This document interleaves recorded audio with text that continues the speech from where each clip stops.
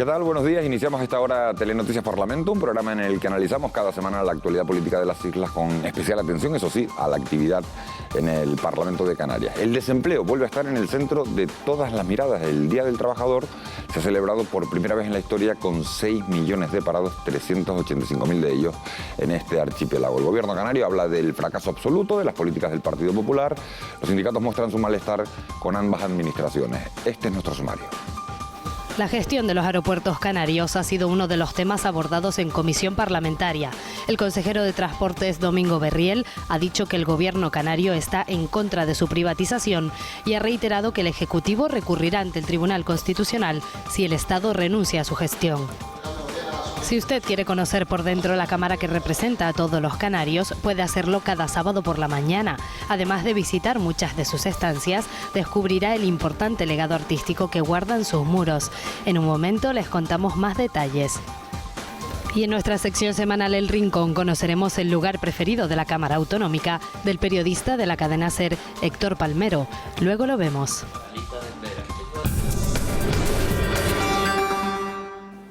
Entre las comisiones celebradas esta semana en la Cámara destaca la comparecencia del consejero de Obras Públicas y Transporte, Domingo Berriel. La falta de inversión por parte del Estado para culminar proyectos de carreteras que estaban firmados ha centrado buena parte de su intervención.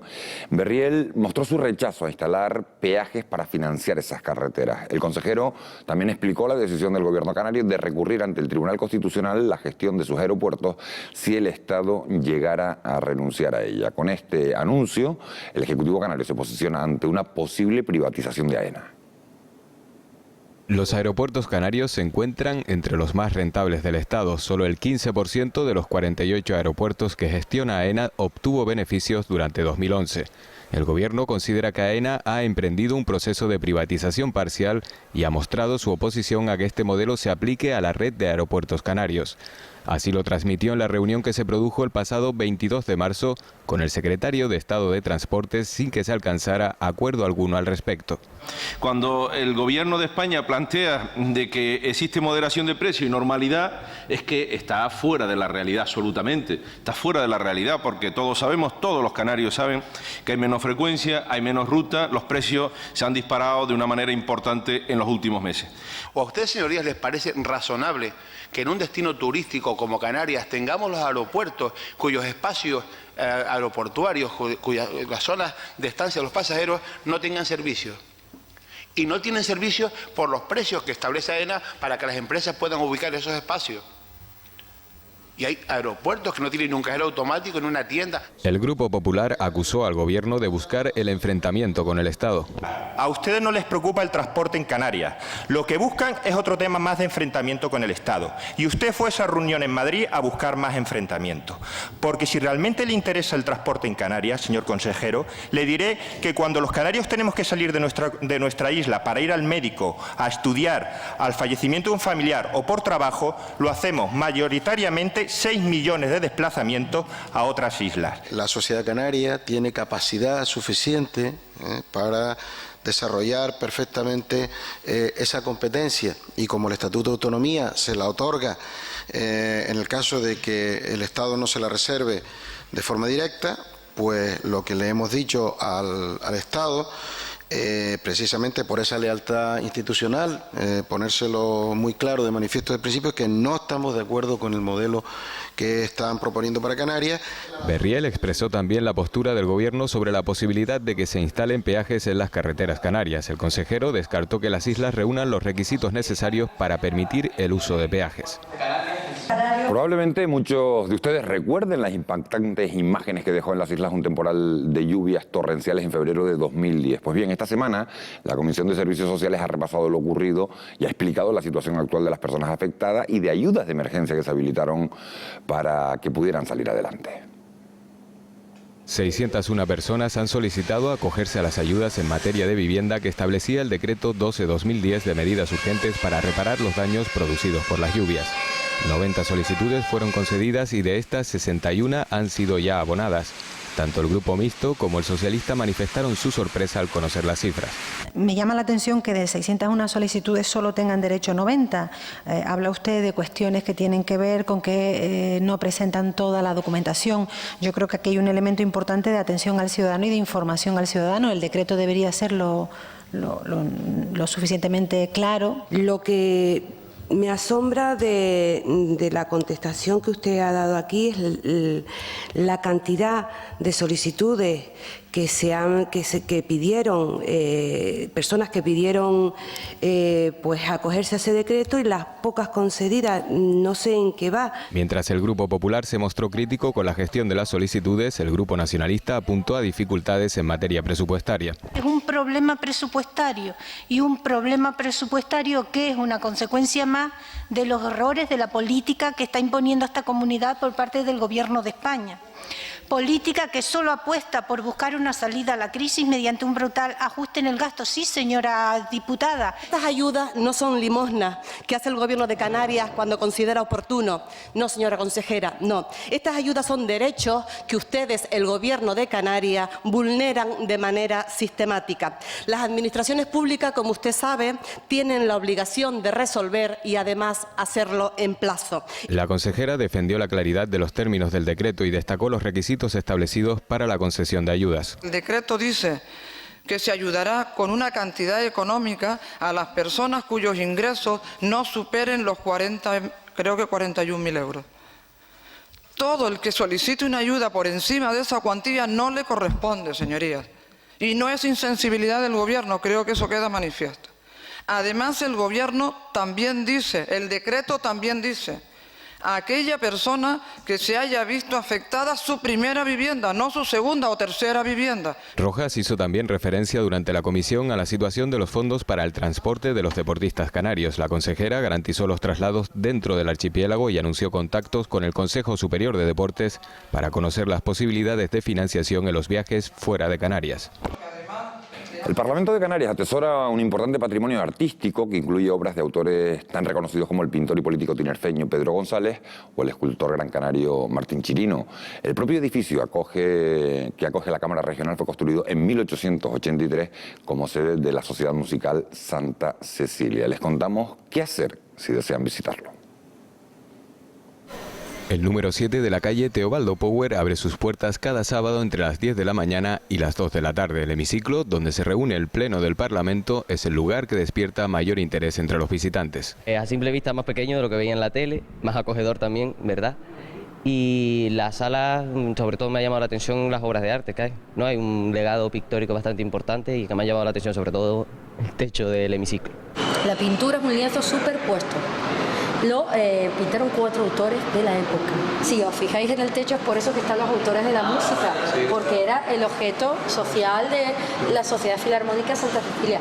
Fijaros que están ordenados, están todos los maestros de la ópera a nuestra derecha y todos los instrumentalistas a nuestra izquierda, y además curiosamente ordenados según el gusto musical de la época.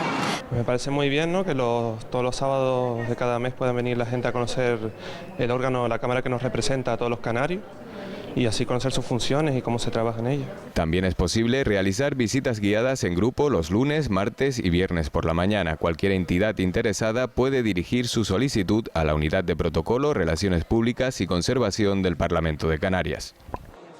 Pues ya lo saben, todos los sábados pueden ir a visitar el hemiciclo. La sala de exposiciones del Parlamento Canario se ha convertido en un espacio importante de la escena artística canaria.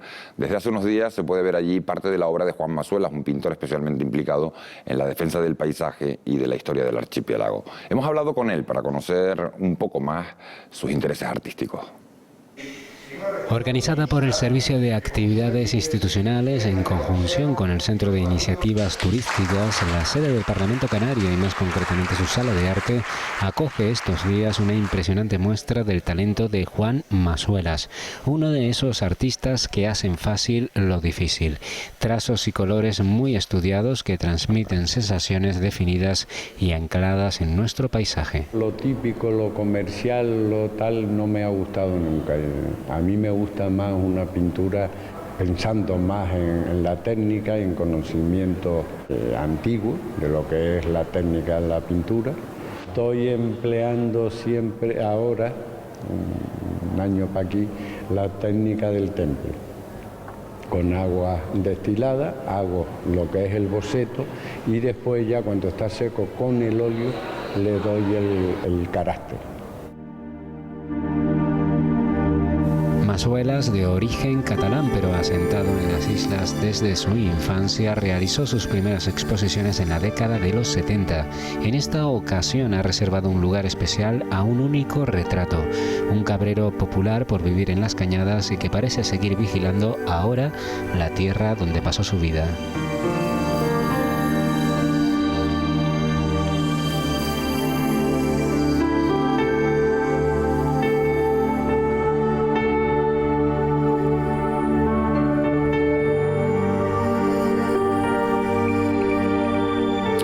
Semana en nuestra sección del Rincón vamos a conocer el lugar favorito de la Cámara Regional para nuestro compañero de la cadena SER, Héctor Palmero. Una buena ocasión para conocer también cómo se trabaja la crónica parlamentaria en un medio con la inmediatez y la agilidad de la radio. Pues este es mi rincón favorito, no por nada en especial, sino porque es mi lugar habitual de trabajo. Aquí vemos cómo tenemos todo el material disponible, pues un poco pues para entrar en directo cada vez que así lo estimen los compañeros, o que uno le sugiera que en ese momento pues hay un tema que es de interés, que se caldee el ambiente, que se esté tratando un tema de calado social, que a lo mejor nos sirve para sacar lo que ustedes gente le llaman un total, pues nosotros sacar un pequeño corte de 5, 6, 7 segundos, lo ponemos de adelanto de lo que es el paso al cronista parlamentario y sirve un poco para contextualizar, y entonces, bueno, la persona que está en el estudio dice, pues este es el sonido que se ha escuchado en el Parlamento, ambiente caldeado, se han debatido distintos asuntos, distintas materias, nos vamos a quedar con esto y con lo otro, nos vamos hasta el Parlamento, fulano de tal, buenos días o buenas tardes. Entonces tú ahí empiezas a contarle la película, como bien sabes, el tiempo apremia, en 50 segunditos, un minutito, pues tienes que despachar lo más noticioso de lo que aquí sucede. De todos estos años aquí en el Parlamento, con lo que más me quedo, con lo que me ha llamado más la atención, ha sido cuando se ha producido ese debate de las iniciativas legislativas populares, cuando han venido los representantes, los encargados de recoger todas esas miles de firmas y han venido a debatirlos en el Parlamento. Ver a una persona de fuera subirse a la tribuna de oradores, defender una propuesta defendida por miles de canarios, eso ciertamente, cuando sabemos que se va a producir el debate y tenemos que venir a cubrirlo, pues sí es verdad que venimos aquí a la Cámara con mayor intención y con ganas de transmitirle a la gente que sí se puede, que las propuestas, los intereses que ellos tienen, sus preocupaciones pueden llegar aquí al Parlamento y tener reflejo. Una cosa o otra cosa bien distinta es que finalmente pues la tengan en cuenta. Conocemos ya a nuestro invitado de este domingo. Nuestro invitado es Ignacio González Santiago, diputado del Grupo Parlamentario Nacionalista Canario. Es abogado y economista y su isla de procedencia es Tenerife.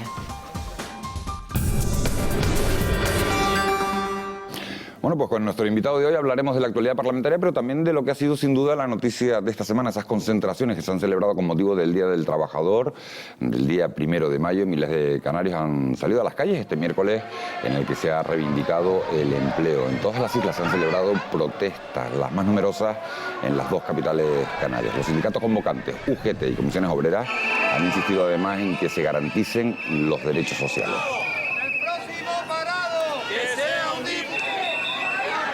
Bueno, pues nuestro invitado, como decimos, es Ignacio González Santiago, diputado del Grupo Nacionalista Canario. Buenos días, señor Santiago. Muchísimas gracias por acompañarnos. Buenos días, Miguel Ángel. ¿Se imaginó usted en algún momento que este país, que España, pudiera llegar a la cifra de 6 millones de parados, 385.000 de ellos en Canarias? No, nadie se pudo imaginar una cosa como esta, ni en Canarias ni en el resto del Estado.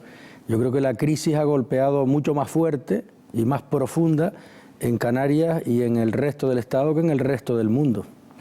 Usted se presentó a las elecciones autonómicas con Coalición Canaria, su partido, el CCN, a las generales fueron en alianza con el Partido Popular. Supongo que debe sentirse, no sé si se siente corresponsable de esa situación que se produce tanto a nivel estatal como a nivel autonómico. ¿Qué se ha hecho mal, señor González? Mire, yo creo que buscar culpables en este momento es perder el tiempo. Yo creo que lo que hay que poner sobre la mesa es soluciones. Nosotros nos presentamos en solitario en muchas instituciones en las elecciones anteriores, municipales, insulares y locales, y si es cierto, a las elecciones autonómicas nos presentamos en coalición con otros partidos nacionalistas en Canarias, con Coalición Canaria y con el PNC. En las elecciones generales optamos por apostar sobre seguro. Creíamos, que pasó después, que iba a ganar el Partido Popular y, como siempre en la tradición pactista de los nacionalistas canarios, con quien mande en Madrid, no se puede negociar después nada para Canarias con quien está en la oposición en Madrid, siempre es con quien esté en el gobierno en Madrid. Apostamos por ir juntos con el Partido Popular a las elecciones generales, que ganó el Partido Popular, acertamos. Estamos intentando influir, lo último, en la ley de costas para salvar algunos núcleos costeros en Canarias en virtud de ese acuerdo que mantenemos como CCN con el Partido Popular. Ya todo lo demás, le aseguro que no tiene la culpa en solitario nadie, ni el Partido Popular tiene la culpa de los 6 millones de parados, porque no se hacen en un año escaso que pasó desde las últimas elecciones, ni tampoco posiblemente en solitario el Partido Socialista, sino todo un conjunto de cosas y que no se ha dado todavía con la solución, si fuera una sola, o las soluciones para empezar a salir de esta crisis. Pero ¿cómo se lleva esa doble condición de pactar con distintos partidos? Se lo digo porque el Partido Popular, por ejemplo, defiende a nivel estatal a capa y espada su reforma laboral, la que ha sacado adelante Coalición Canaria. Partido al que usted apoya en Canarias habla de fracaso estrepitoso de esa reforma laboral. ¿Cómo se lleva esa doble condición desde su posición? Desde un partido de centro como nosotros, le recuerdo que UCD pactó con todos los partidos en su momento y fue lo que hizo posible la transición española, la transición política de una dictadura a una democracia. En todo el arco, pactó con todo el arco parlamentario, desde la derecha más extrema hasta la izquierda más extrema, con todo el arco parlamentario. Eso fue posible desde una óptica pactista de consenso que lideró en aquel momento Adolfo Suárez. Y en Canarias el CCN es un partido de centro. Por lo tanto, intenta acercar posiciones con todo. Con los partidos nacionalistas, por supuesto, porque somos un partido nacionalista, pero también con los partidos que gobiernan en el Estado en favor de Canarias. Eso es lo que hacemos y esa es nuestra filosofía política y de praxis política. Usted es un hombre que viene de familia empresarial. Dicen desde Madrid que lo peor de la crisis ya ha pasado. Yo le pregunto, apelando a esa formación académica que usted tiene también dedicada al mundo de los negocios, las clases más desfavorecidas sufren desahucios a diario. A las clases medias, los que tenemos la suerte de tener trabajo, nos rebajan el sueldo, nos suben los impuestos, tenemos miedo a consumir y sin embargo los gobiernos dicen que vamos a salir de la crisis. ¿Cómo se hace eso? Porque a una persona que tiene trabajo ahora mismo y que no consume le cuesta pensar que se vaya a reactivar la economía fomentando el consumo. Usted lo dijo muy bien, no solo los que no tienen trabajo, que evidentemente no pueden consumir ni aunque quisieran, sino los que tenemos trabajo, pero que tenemos también una traba psicológica de y si lo perdemos, y por lo tanto también hemos frenado el consumo, personas que no tendrían por qué haber disminuido en su consumo. Si disminuye el consumo, evidentemente disminuyen las ventas y al disminuir las ventas y los ingresos aumenta el paro. Y eso es lo que está pasando, siguen cerrando las empresas. ¿Y entonces? Tenemos dos problemas importantes, derivados de ese que es el más importante, que es el paro y las consecuencias del paro. Las consecuencias del paro son consecuencias sociales, que la gente está perdiendo su vivienda, le están cortando el agua, la luz y tiene dificultades no para llegar a fin de mes, sino para comer desde el principio del mes. Eso lo tiene que asegurar el Gobierno de Canarias y las instituciones, todas, insulares y los municipios, los ayuntamientos, porque si no, sobran todas. Eso es lo básico. Las necesidades básicas de nuestra gente tienen que estar cubiertas y garantizárseles. Y hablo ya no solo como chicharrero, sino como presidente de la Comisión de Servicios Sociales del Parlamento de Canarias. Eso es el mensaje que le damos al Gobierno de Canarias, que garantice eso, las cuestiones básicas, esenciales de la gente. Pero después viene la segunda parte, que es de lo que estamos hablando. No se puede alargar mucho más esta agonía, esta crisis. La gente tiene que encontrar trabajo. La economía tiene que volver a reactivarse y sí, para eso... El otro día comparecieron 3 ministros diciendo que el desempleo no va a bajar en los 3 próximos años. Pero mire, tendremos que empezar a cambiar la tendencia, tendremos que empezar a desarrollar políticas activas, políticas de fomento de la economía. El sector público tendrá que compensar la caída del sector privado, porque si no, si lo que hacemos es reducir también el sector público, cuando se ha reducido el sector privado, lo que doblamos es la incidencia de la crisis. Entonces sí, no, tenemos que hacer exactamente lo contrario ya. Una vez controlada, si es verdad, si está ya controlada la mala gestión anterior, si el déficit está bajo control, es el momento, y si hemos recuperado la confianza de los mercados financieros internacionales, es el momento entonces de estimular la economía, de poner líneas de financiación para los pequeños empresarios que vuelvan a montar un negocio, a contratar gente, a crearse su puesto de trabajo, a crear puestos de trabajo para los demás, para que se empiece a primero cambiar la tendencia y después a crear empleo. Hay dos titulares que me han llamado la atención esta semana. Uno, Esperanza Aguirre, una de las voces fuertes del Partido Popular, que decía que ella sí era partidaria de rebajar los impuestos, y otra, la decisión del Banco Central Europeo de rebajar los tipos de interés a un mínimo histórico al 0,5%. ¿Cómo valora esas dos decisiones? Por un lado, las declaraciones de Esperanza Aguirre, por el otro lado, ese descenso de los tipos de interés para intentar reactivar la economía en toda Europa. ¿Cree que va a dar resultados? Son dos buenas decisiones. Primero, porque rebajar los impuestos significa que haya más dinero en el bolsillo de los consumidores y por lo tanto aumenta el consumo según la propensión de cada uno a consumir.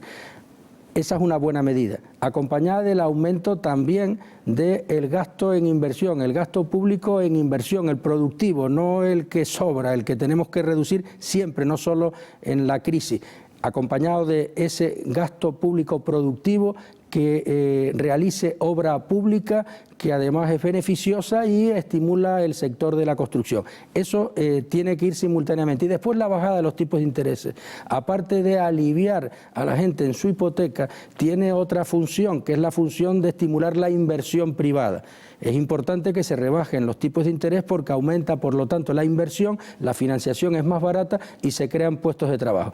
Esas son tres medidas de lo que estamos hablando que hay que empezar a hacer para salir de esta crisis. Y si ya se están empezando a hacer, quiere decir que estamos por fin en el buen camino. Bueno, una la ha propuesto Esperanza Aguirre, no sabemos si el señor Rajoy le va a hacer caso o no le va a hacer caso. Bueno, a nivel europeo ya sí se está poniendo en marcha la rebaja de los intereses, eso es una buena medida, como le digo, y después ya vendrán las otras medidas que se están anunciando o empezando a debatir también en el Partido Popular. El Partido Popular no es que no quisiera potenciar el crecimiento de la economía y estuviera empeñado en arruinarnos a todos o en recortar. Se supone que no, solo faltaba. Seguro que no. Lo que pasa es que la posición era, las cuentas están tan mal que tenemos primero que controlar esto, porque además nadie nos presta, no podemos seguir gastando más de lo que ingresamos, así que habrá que gestionar mejor. Bien, ya han gestionado mejor. Ya hemos recuperado la confianza internacional, eso dicen. Ya incluso han relajado los objetivos del déficit Europa hacia España. Ya nadie habla del rescate, del peligro del rescate de España. España no es Grecia, no es Irlanda, no es Portugal, que fueron economías rescatadas e intervenidas. Bien, pues si ya eso pasó, ahora entonces el Partido Popular tendrá que empezar a poner en marcha medidas que reactiven la economía. ¿Tenían alguna capacidad de maniobra en estas cifras del desempleo los sindicatos?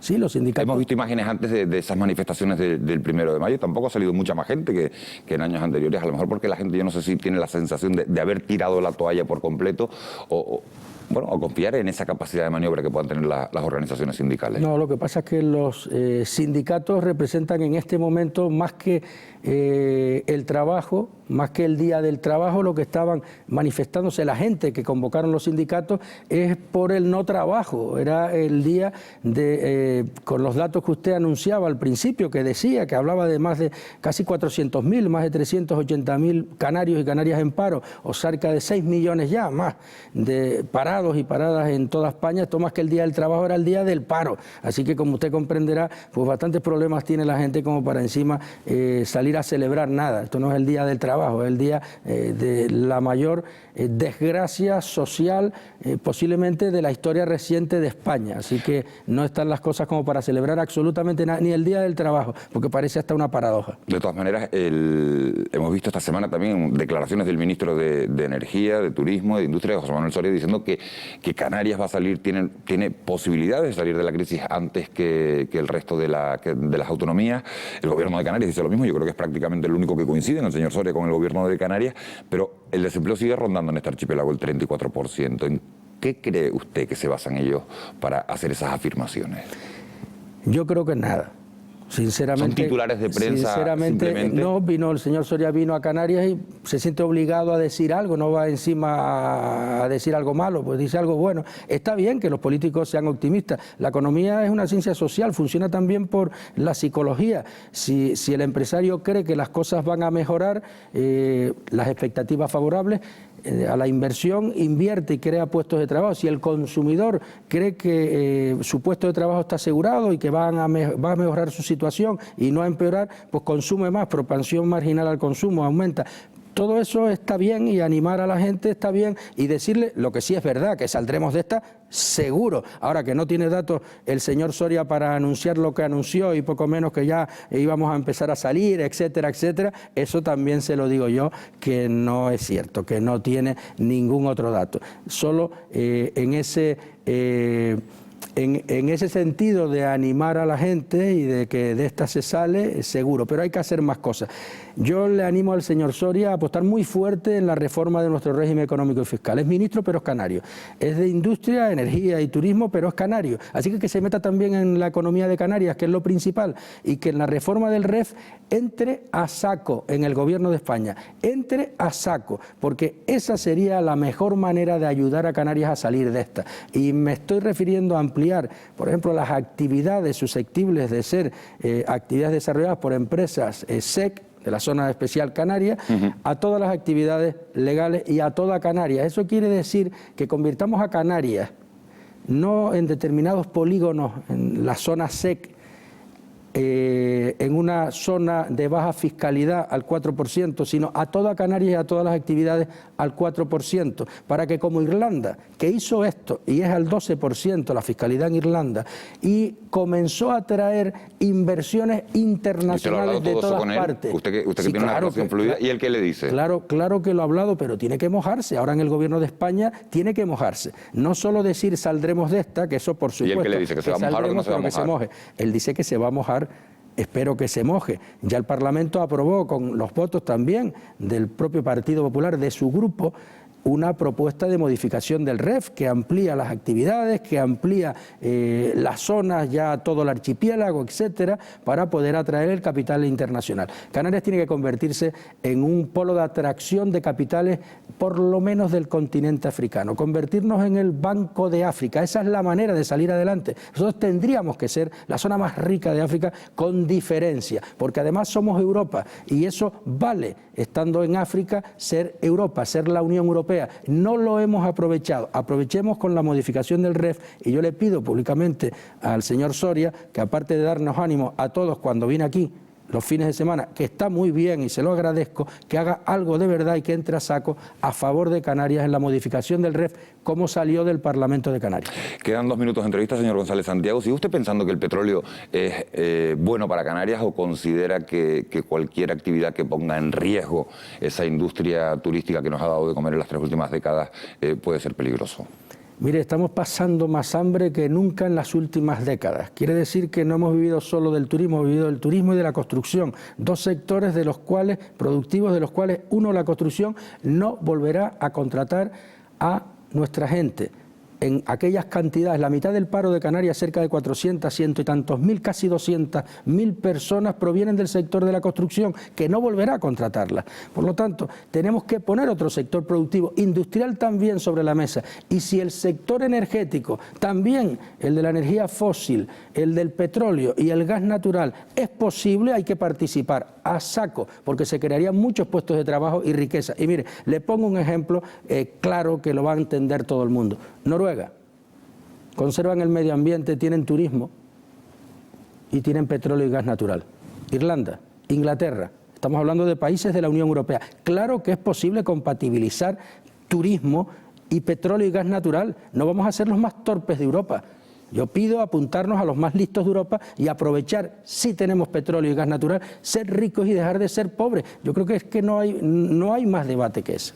¿Los beneficios se quedarían en Canarias, que es la gran pregunta? Tendrían que quedarse en Canarias, como en Irlanda, como en Inglaterra, como en Noruega. Parte de los beneficios, aparte de lo que adelante la empresa concesionaria, la empresa que hace las prospecciones y después la extracción, en este caso Repsol, que es la autorizada para ello, evidentemente tienen que repercutir en Canarias, y el empleo, porque está aquí, no se va a traer gente de fuera, tendrá que ser de aquí, etc. Habría que hacerlo a través de un tributo especial. Habría que hacerlo a través de un tributo especial y en el REF, en el régimen económico y fiscal. De eso estamos hablando. Aunque queda, no nos queda, ya estamos fuera de tiempo de entrevista, aunque queda tiempo para las elecciones, señor González Santiago, ¿ya sabe usted con quién se va a presentar el CCN en los próximos comicios? ¿O va a ir, o va a esperar a las encuestas de última hora para decir, apuesto a caballo ganador? No, le adelanto lo que tenemos claro, porque el partido decidirá después y hay mucha autonomía. Su opinión es bastante autorizada. Es un partido federal. Sí, pero su opinión cuenta mucho. Yo soy presidente federal del CCN en Canarias y por lo tanto las organizaciones insulares y locales tendrán la última palabra en la política de pactos. Pero mire,